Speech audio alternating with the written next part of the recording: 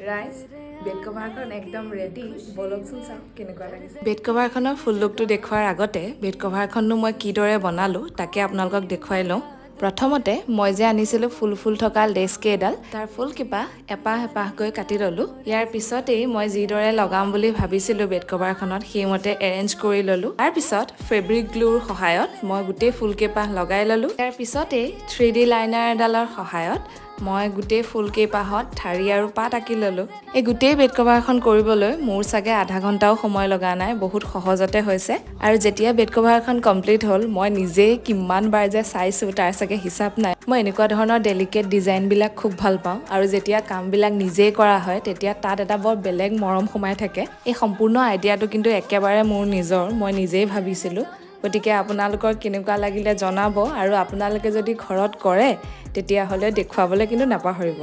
আজিলৈ আহিছো bye bye